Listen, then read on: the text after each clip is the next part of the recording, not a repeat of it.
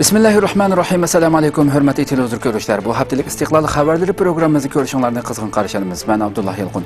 Hurmatli televizor ko'ruvchilar, oldi bilan biz iqtinoga huzuringizga sunmoqchi bo'lgan xabarlarimizning asosiy mazmunini tushuntiramiz. Iqtinoda istiqlol to'r televiziya bekitimizniki taqalganligi haqidagi xabarimiz bo'ladi. Buningga men xabar kelishida biroz izohat berib o'taman. Shundaqla Uyg'urlarning motam kuni majburiy qutlanmoqda mavzuda xabarimiz bo'ldi. Hammaga ma'lumki, tajovuz davlati qurilgan 10-oyning 1-kuni yaqinlashishi bilan tang bu Sharq Turkiston xalqininki ishg'olga uchirgan bu motam kunlarida Xitoy doiralari xalqimizga bu kunni tabriklatkizmoqda. Shundaqla yana Kashmirdagi to'qinishlarda 106 fuqaro o'ldirildi mavzuda xabarimiz bo'ldi. Hindiston ishg'oli ostidagi Kashmirda 6-iyuldan boshlab davom qilayotgan bu qarshilik harakatlarda hozirgacha 106 odam o'lgan, 3500 dan ko'proq kishi yaralangan. Bu va bundan boshqa xabarlarimizni iqtinoda bo'ldi. Diqqatinglar ekranimiz bo'lsin.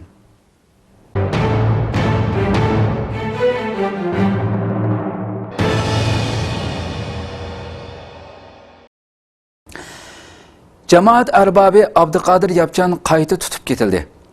9-ayning 29-kuni İstanbuldagi Bakırköy Adalet Sarayida sud mahkamasining qarori bilan qo'yib berilgan cemaat arbabi Abduqadir Yapchan qayta tutib ketildi.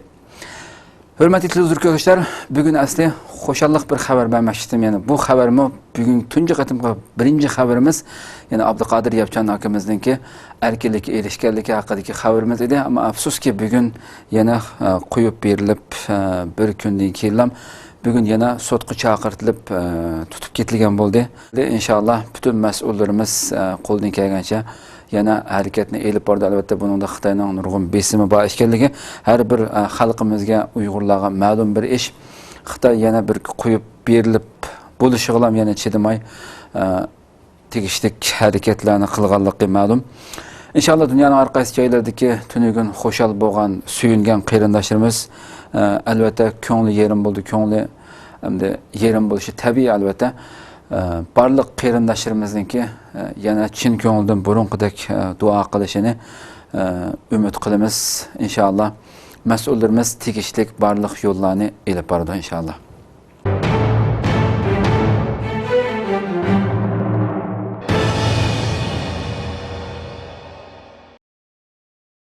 İstiqlol to'r televiziya bekiti Türkiye Mahkemesi tarafından taqib etildi.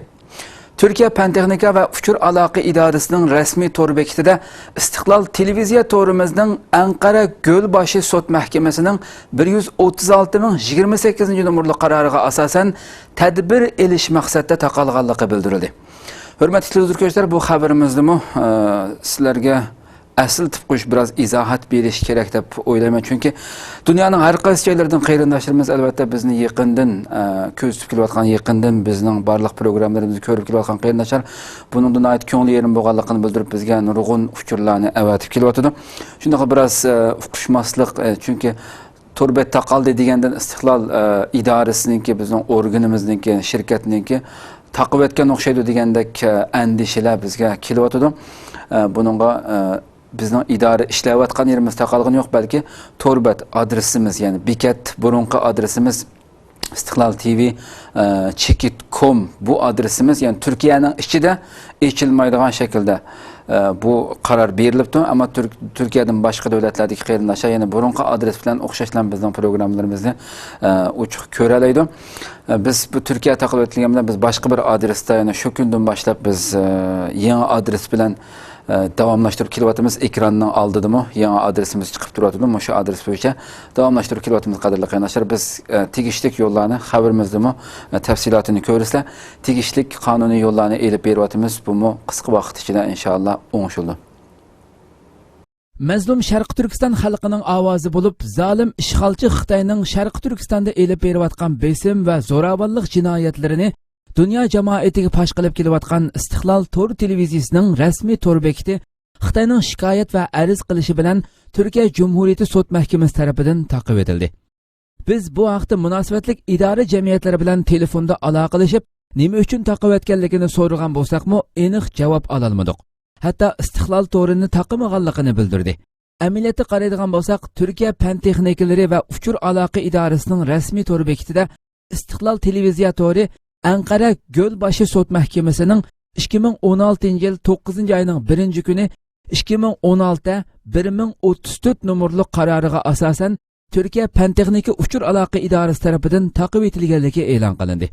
Bu qaror ham turkcha ham inglizcha tillarda e'lon qilingan bo'lib, qarorda yana Istiqlol televiziya tor bekitining 5651 numurli Turkiya qonuniga asosan tekshirish natijasida sud mahkamasining qarori bo'yicha Türkiye Pentexnikalari Uchur aloqa idorasi tarafidan 2016 yil 1-oyda olgan 136.028 siziq 490 numurli qarorga asosan tadbir elish maqsadida taqalganligini bildirgan.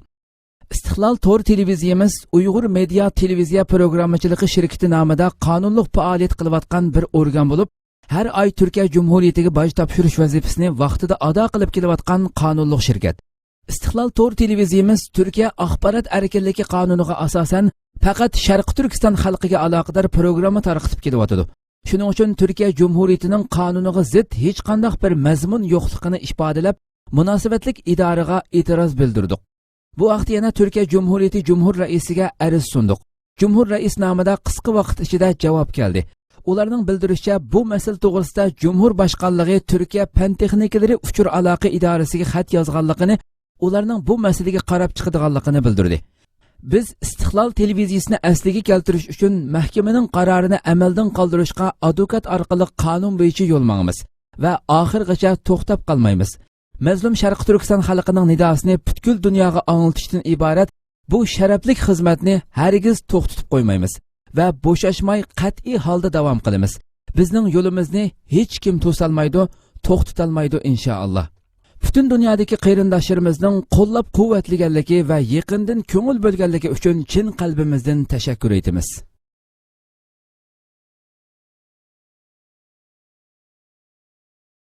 Uyg'urlarning motam kuni majburiy qutlanmoqda.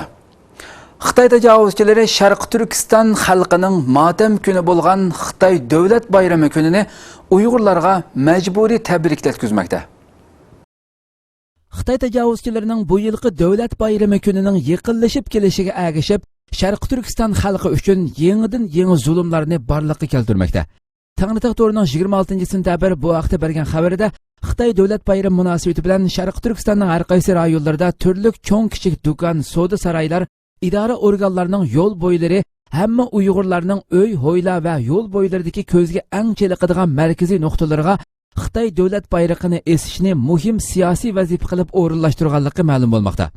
Undan boshqa Xotan, Aqsu, Qashqar qatorliq Uyg'urlar eng zich o'ltiraqlashgan rayonlarda maxsus tashkillangan Xitoyning tashviqotchi xodimlari dehqonlarning oilalariga uyma-uy kirib, Xitoyning davlat bayramini qandoq tabriklash, bu jihatdagi Xitoyning o'rinlashtirishlariga qandoq bo'ysunish, bu bayramga qandoq tayyorliklarni qilish, Xitoy davlat bayrami mezgilida millatlar ittifoqligi va abadiy amallikni qandoq qo'g'dash qatorliq mazmunlarda tashviqot va o'rinlashtirishlarni elib borgan. Hamda davlat bayrami kelishi oldida butun dehqonlarni majburiy yig'ib, madaniyat tantarbiya faoliyati nomida ayollar aralash holatda Xitoylar bilan Uyg'urlar orasida do'stlashish musobaqalarini elib borgan. Tangritaq to'ri davlat bayrami munosabati bilan Sharq Turkistonda elib berayotgan bu siyosiy vazifalarning amaliy ijro qilinish holatlarini ayrim xabar qilmoqda. Gumun ayisining nahiya bozoridagi barliq do'kon, savdo saroylariga majburiy esilgan Xitoy bayrog'i, Poskam naisining Hozitam kentidagi Uyg'urlarning majburiy yig'ib olinib, madaniyat tantarbiya faoliyati nomidagi musobaqa o'rinlashtirishlari, Aqsuning Langar ko'chasidagi Xitoy tashviqotchi xodimlarining Uyg'urlarning uylariga birma-bir kelib o'rinlashtirish va tashviqotlarni elib berayotgan xabar va ko'rinishlar e'lon qilingan.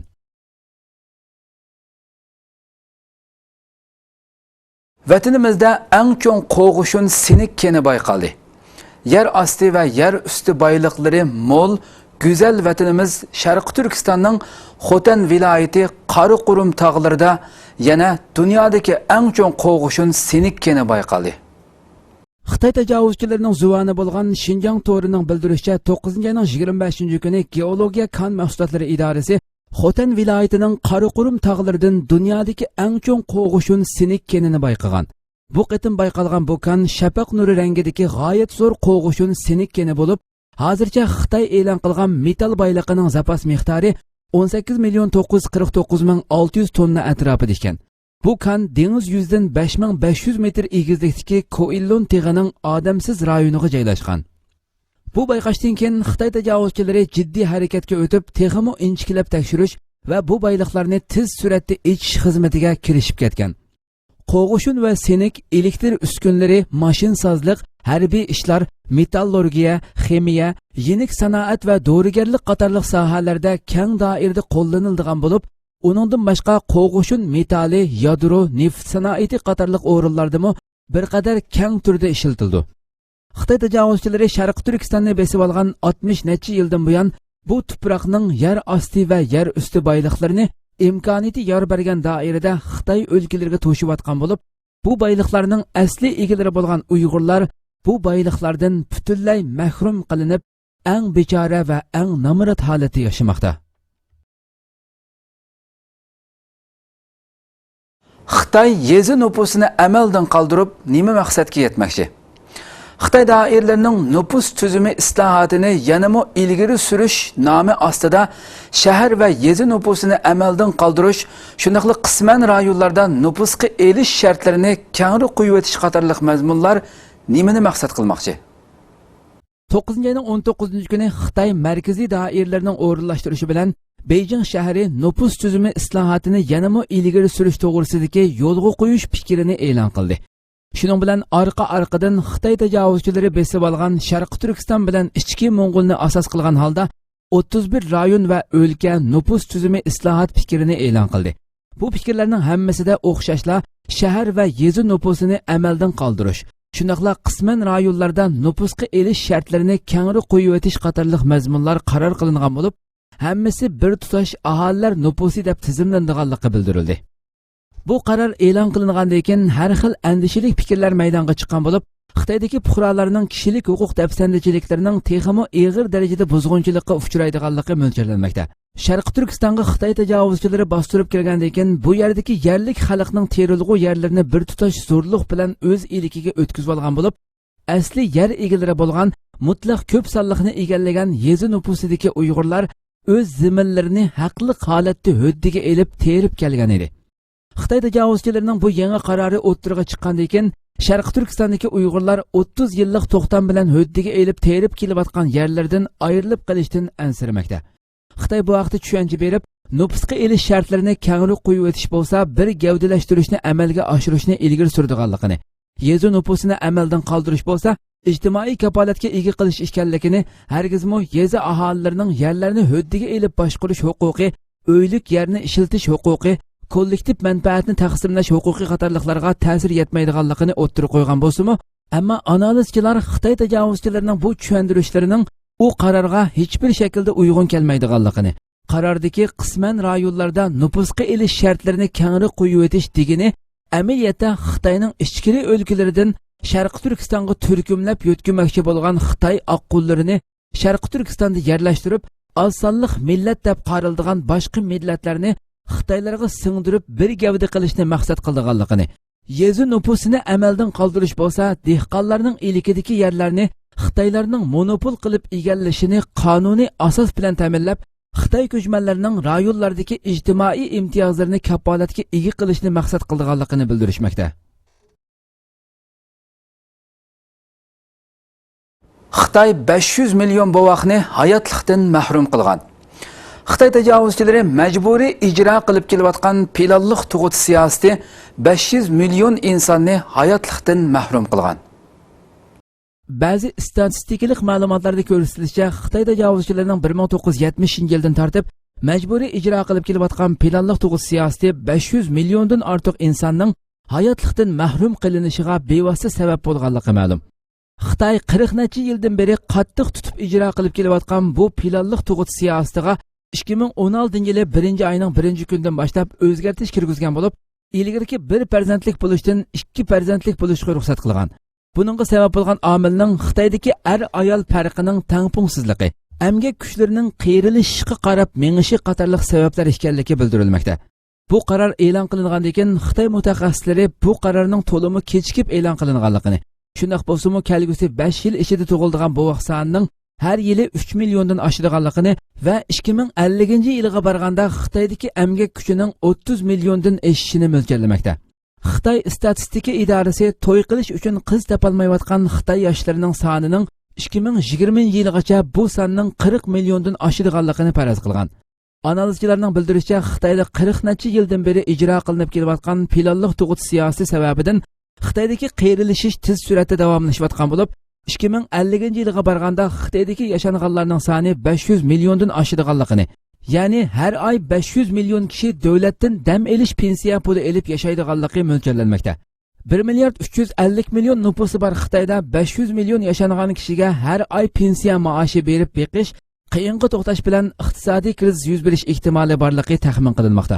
Xitoydagi 1 milliarddan oshadigan nufusga nisbatan bu son sifirlar Xitoy uchun g'oyat zo'r bir halokatning bishorati bo'lib, Xitoyning bu vaqtdagi tadbirlari faqat parchalanish, vayron bo'lish oldidagi tipirlashdan boshqa narsa emasligini tushuntirib bermoqda. Xitoy planliq tug'ut siyosatini yo'l qo'ygandan keyin har qaysi rayonlarda majburiy homildan saqlanish, hatto tug'ilish oldidagi homillarni zo'rliq vositalari bilan majburiy tushirib o'tish, og'ir darajadagi iqtisodiy jazolar qatorli xilma-xil cheklash usullarini ijro qilib, bu orqali dunyoga kelish mumkinchiligi bo'lgan 500 million bovoqni hayotlikdan mahrum qilgan. Bu siyosat qo'ral kuchi orqali besib olgan Sharqi Turkistonga o'xshash rayonlarda bo'lsa, eng yuqori chekda qattiq ijro qilingan bo'lib, bu sababdan kelib chiqqan qarishliq harakatlari nurg'unlagan Uyg'ur ota-onalarning Xitoy turmalarida nahaq yetishi va Xitoy tajovuzchilari tomonidan o'ldirilishini keltirib chiqargan. Atalmış qo'sh til yaslisi janubda 100% umumlashdi. Xitoy tajovuzchilari faqat Sharq Turkistonning janubida 1700 yasli qurgan bo'lib, bir yil ichida bu yasliga kirgan bolalarning soni 350 mingga yetgan. Hamda o'qish yoshiga yetmagan o'smirlarning atalmış qo'sh til ma'rif yaslisidagi nisbatini 100% oshirganligini xabar qildi. 9 ayning 27 kuni Xitoy tashviqotining zuvoni bo'lgan xalq to'rining bildirishicha, Xitoy tajovuzchilari Sharqi Turkistonning Qashqar shahrida 24 million 610 ming yuan Xitoy puli mablag' selib, 12 ming kvadrat metr yerga 2016 yil ichida yana yangidan 15 qo'sh til yaslisini bitirib ishga kirishtirganligini e'lon qilgan. Xitoy tajovuzchilari yaqinqi yillardan buyon Sharqi Turkistondagi assimilyatsiya va diniy milliy kimlikni yo'qotish xizmatlarini eng yuqori chekda ijro qilib kelayotgan bo'lib, bu jihatdagi xizmatlarga g'oyat zo'r miqdorda mablag' va odam kuchi ajratmoqda. Bu yil 5-oyda Xitoyning bergan xabarida bu xildagi zo'r so'mmalik yordamlar bilan Sharq Turkistonning janubida 1 million 270 ming Sharq Turkistonlik o'rta boshlang'ich maktab o'quvchilariga Xitoycha qo'sh til o'qitishni boshlaganligini, natijada bu rayonda qo'sh til o'qitish nisbatining 65% umumlashganligini bildirgan edi. Undan boshqa qo'sh til yaslisidan Sharq Turkistonning janubida 1700 yasli qurgan bo'lib, bir yil ichida bu yasliga kirgan bolalarning soni 350 mingga yetgan. Hamda o'qish yoshiga yetmagan o'smirlarning qo'sh til ma'rif yaslisidagi nisbatini 100% umumlashtirib, bu jihatdagi nishonga yetganligini xabar qilgan edi. Xitoyda atalmış qonunga qasam berish tuzumi ijro qilinmoqda. Xitoy Xalq Qurultiyi asosiy qonunga qasam berish tuzumini yo'lga qo'yish to'g'risidagi qarorini e'lon qilib, yo'lga qo'yishga boshladi. Ammo bu ijroat Sharq Turkistonda yillardan buyon har xil shaklda elib berilmoqda. Xitoy tashviqotining asosli o'rinlaridan biri bo'lgan Xalq to'ri Uyg'urcha qonunning 19-sentabrdagi xabarda bildirilishicha, Xitoy markaziy doiralari 18-sentabr tushdan burun Jungnanxayda Xitoy bosh ministri Li Keqiangning boshchiligida tunji qitim asosiy qonunga qasam berish murosimi o'tkazgan. Atalmış Xalq Qurultiyi doimiy komitetining asosiy qonunga qasam berish tuzumini yo'lga qo'yish to'g'risidagi qarori va davlat va uning har qaysi tarmoqlari vazifaga tayinlagan davlat xizmatchilarining asosiy qonunga qasam berish tashkiliy chorasiga asosan bu yildan boshlab davlat vazifaga tayinlagan 38 tashkiliy tarmoq bevosita qarashliq kasbiy o'rindagi 55 mas'ul kishi qonun bo'yicha asosiy qonunga qasam bergan. Atalmış asosiy qonunga qasam berish murosimida katta boshlar o'rnidan turib, Xitoy bayrog'iga qarab, atalmış Jung'o Xalq Jumhuriyatining davlat she'rini o'qigan.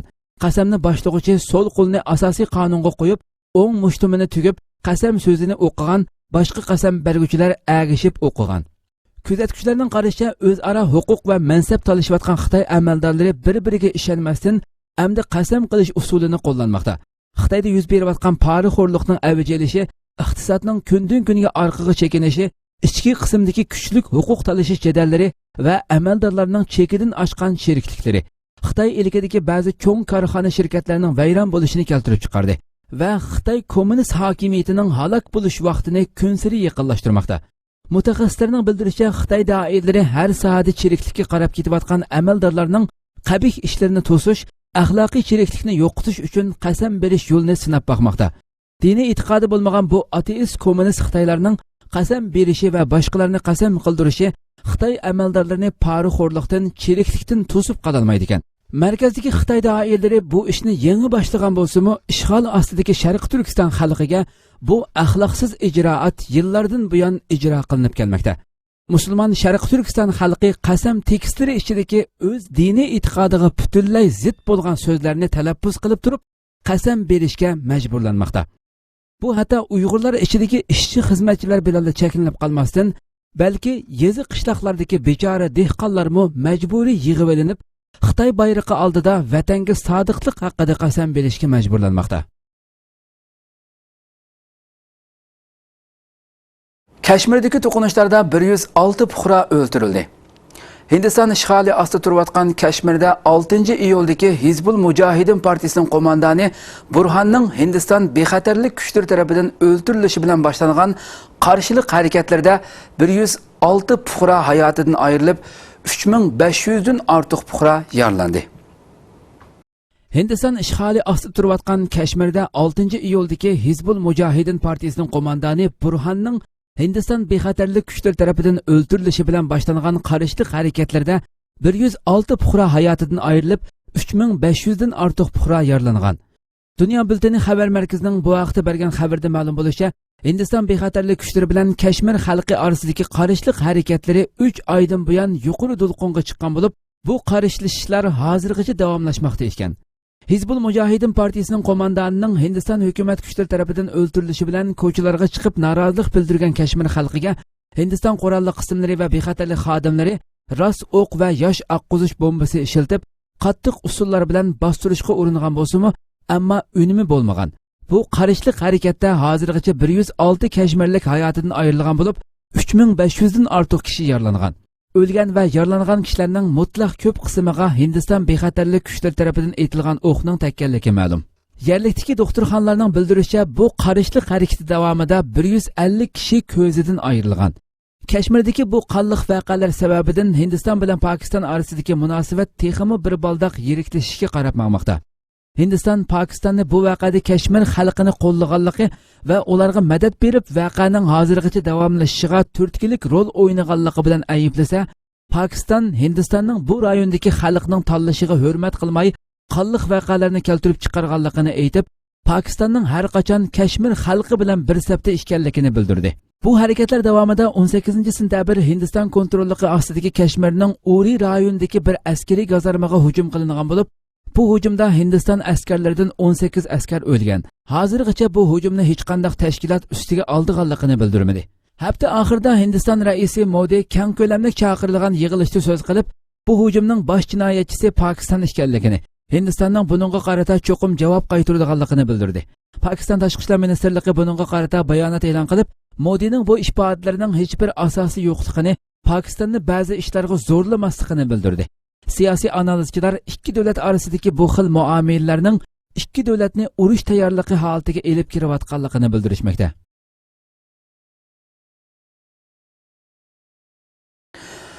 Pokiston bilan Hindiston o'rtasida to'qinish yuz berdi. Pokiston bilan Hindiston askarlari o'rtasida Kashmir chegarasida qurolli to'qinish yuz berib, Pokistonning 2 askari o'lganligi bildirildi. Pokiston bilan Hindiston askarlari o'rtasida Kashmir chegarasida qurolli to'qinish yuz berib, Pokistonning 2 askari o'lganligi bildirildi. Anatoliya agentligi Pokiston armiyasining bayonotchisidan naql qilib bildirishicha, chorshanba kuni yarim kechida Kashmir chegarasida Pokiston bilan Hindiston armiyasi o'rtasida yuz bergan qurolli to'qinishda 2 nafar Pokiston askari o'lgan. Pokiston armiyasi tomonidan e'lon qilingan bayonotda Pokiston armiyasining Hindiston armiyasining chegaraning qarshi tarafdagi 4 o'rinda elib borgan kuchkurtma harakatlariga qarshi javob berganligi bildirildi. Pokiston bosh ministri Nawaz Sharif e'lon qilgan bayonotida Hindiston armiyasining hujumini qattiq aybladi. Nawaz Sharif mundaq dedi: Hindiston urush to'xtatish siziqini ochiq oshkora holda tajovuz qildi. Pokiston armiyasi chegara qo'g'dash uchun tayyor bo'ldi.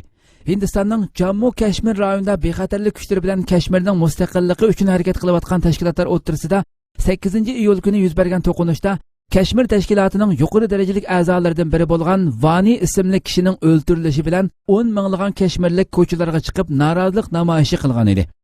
Kashmirda 2 oydan buyon davom qilayotgan to'qinish va norozilik namoyishida Hindiston askarlarining yosh oqquzish bombasi qo'llanishi va rost o'q etish natijasida 90 dan ortiq Kashmirlik hayotidan ayrilgan, 3000 dan ortiq kishi yaralangan. Pakistan 10 milliard dollar ziyonga uchradi. Xitoy bilan elib berilgan tijoratda Pakistanning 10 milliard dollar ziyonga uchraganligi bildirildi. BBC axborotining o'rduchi bo'limining 28-sentabr kunidagi xabarda Xitoy bilan elib berilgan tijoratda Pakistanning 10 milliard dollar ziyonga uchraganligi bildirildi. Pakistan parlamentida savdo tijorat to'g'risida hukumat tomonidan sunilgan dokladda 2014-2015 yillarda Pakistanning Xitoy bilan elib borgan savdo tijoratining umumiy qimmat miqdori 12 milliard dollar bo'lib, buningda Pakistandan Xitoy aran 2 milliard dollarlik mahsulot eksport qilgan. Natijada Xitoy bilan bo'lgan tijoratda Pakistan 10 milliard dollar ziyonga uchragan. Xitoy bilan o'tgan 5 yillik savdo tijoratda sonliq statistikalarga qaraganda Xitoy mahsulotlarining Pokistonga import qilinishida har yili ko'payayotganligi, ammo Pokiston mahsulotlarining Xitoyga eksport qilinishida hech qanday ortish bo'lmaganligi qayd qilingan.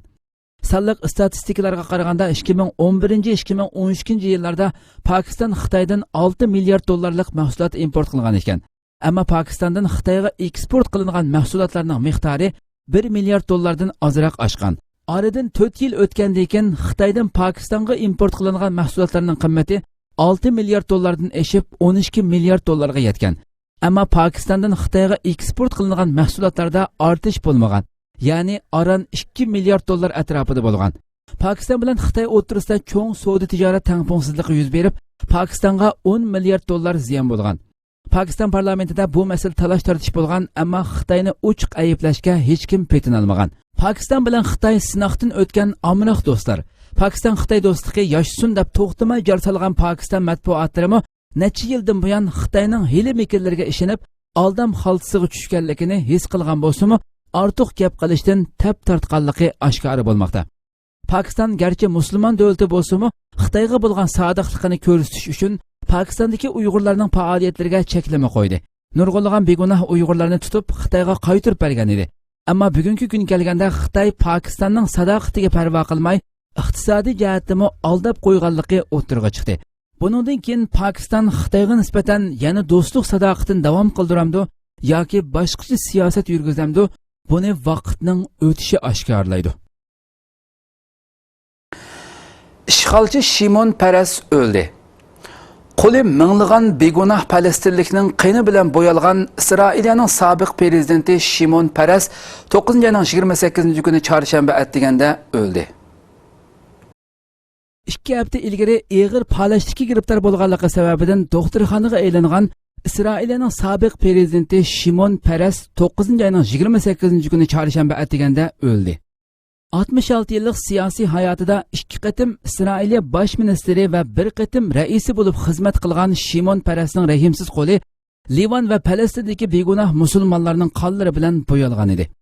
Shimon Peres Isroiliya yuqori qatlamida 48 yil parlament a'zosi va bosh ministr bo'lgan bo'lib, 2007-yili Isroiliyaning prezidenti bo'lib saylangan. U bosh ministerlik va prezidentlik vazifasini o'tagan davrdan tortib Taki 2014-yilgacha uning o'rinlashtirishi bilan elib berilgan Falastinning G'azadagi qurolli qirg'in va qatliamlari tarixdagi qonli hujum va qatliam bo'lib, necha minglagan G'azza xalqi o'ldirilgan, necha 10 minglagan kishi yaralangan. Shundaqla haddi hisobsiz vayronchilik va ofatlarni maydonga keltirgan. 1996-yili 4-oyda Isroiliyaning bosh ministri bo'lib vazifa o'tayotgan mezgillarda G'azab o'zimlari harakati nomida Livanga keng ko'lamli hujum boshlagan. Bu hujum natijasida Livanning janubidagi necha 10 minglagan xalq Livanning shimoliga qochishga majbur bo'lgan. 16 kun davomlashgan hujumda nurg'unlagan fuqaro hayotidan ayrilgan bo'lib, ko'rsatilgan ma'lumotda 164 kishining o'ldirilib, necha minglagan kishining yaralanganligi, 300 mingdan ortiq xalqning yurtlarini tashlab musofir bo'lganligi bildirilgan edi. Shundaqla Peres Falastin masalasining hal qilinishiga eng cho'ng to'salg'i bo'lgan Yahudi o'ltiraq rayonlari qurilishining bosh loyihaliguvchisi edi. Falastinlik tadqiqotchilarning qarashicha, u Falastin xalqiga og'ir zulm qilib, nurg'un kishining o'limidan javobgarlikka tortiladigan bosh jinoyatchi hisoblanadi ekan. Hörmətli televizor görüşlər, şuna qılıb bu haftalık İstiqlal xəbərləri proqramımız bu yerdə axırlaşdı. Kelar qatımqı proqramımızı görüşkücə sizlərlə Cənab-ı Allah tapşırımız. Şuna qılıb proqram axırda ekran arxasındakı barlıq xidmətdaşlarıma köpdən köp rəhmət etmən. Assalamu alaykum və rahmetullahi teala və barakatuh.